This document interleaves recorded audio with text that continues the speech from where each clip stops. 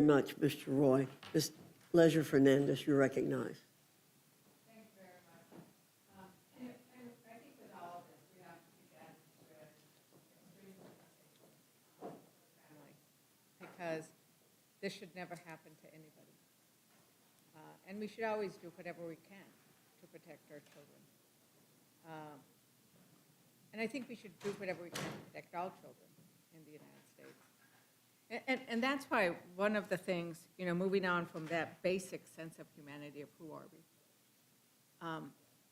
I am very worried about how we are failing to protect our children in the United States right now.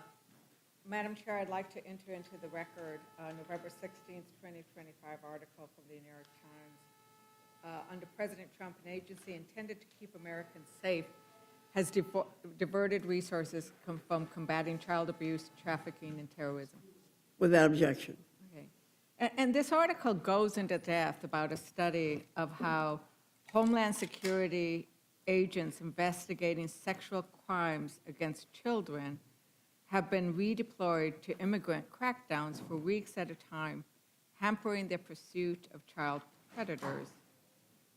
It points out how federal efforts to combat human smuggling and sex trafficking have languished.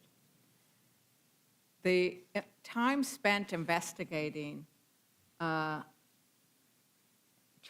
exploitation cases has dropped 33%. Haney Farid, a computer scientist who actually works on the software to try to go after these kind of cases, I'm going to read his quote. "You can't say you care about kids when you're diverting actual resources that are protecting children."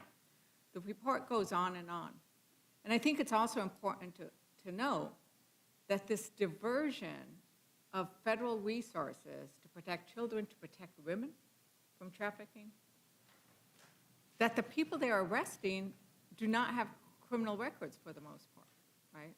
But it's this diversion of resources. Representative Jayapal, can you speak to your concern about that? Yeah, absolutely. And I mentioned this in my opening testimony that the resources that are being diverted from working on actual child exploitation cases are substantial. And we have consistently seen that this administration is not focusing on the worst of the worst. I actually think when President Trump said he was going to do that, a lot of people in the country said, great, we all want that. Mm-hmm. We all want that to happen. But what is actually happening is over 73% of the people who have been detained have absolutely no criminal record whatsoever. And of the 27% remaining, most of them have minor traffic violations. Now take it to the children, because that's what we're talking about here. We are not talking about just screening, and I really appreciate Congressman Fry's wanting to bring a bill to protect somebody in his district who lost a child, who had a child murder. That is horrific, absolutely horrific. And I think that as a mom myself, I know that that's a very, very legitimate human response. We all want that. But what this bill does, Representative Leisure Fernandez, is to actually subject everyone from the age of 12 up to strip searches. This isn't just about looking at a tattoo on a forehead. This is about a strip search. It doesn't define gang activity, and we know that it uses tattoos as the primary determiner when we have seen over and over again the cases where a, quote, tattoo was deemed a gang tattoo, and that was certainly not the case. And with adults, these people were sent to CCOT, to torture prisons. And so I think that that's the point, is that this bill, as well-intentioned as it is, does not actually fix the problem. It makes it makes the treatment of children, unaccompanied children, significantly worse. And that is my concern with this.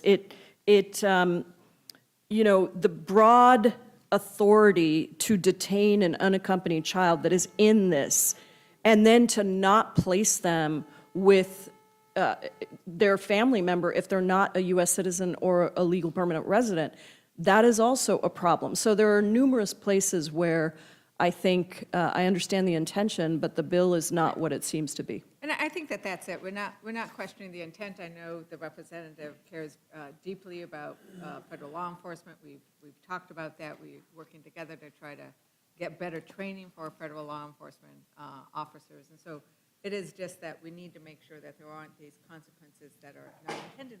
And then I think we put those resources back. That's right. We need to put those resources back into fighting sexual exploitation and trafficking. And with that, Madam Chair, unless there's anything else, I yield back. Thank you, Ms. Leisure. Thank you, Ms. Leisure Fernandez. Mr. Griffith, do you have any questions?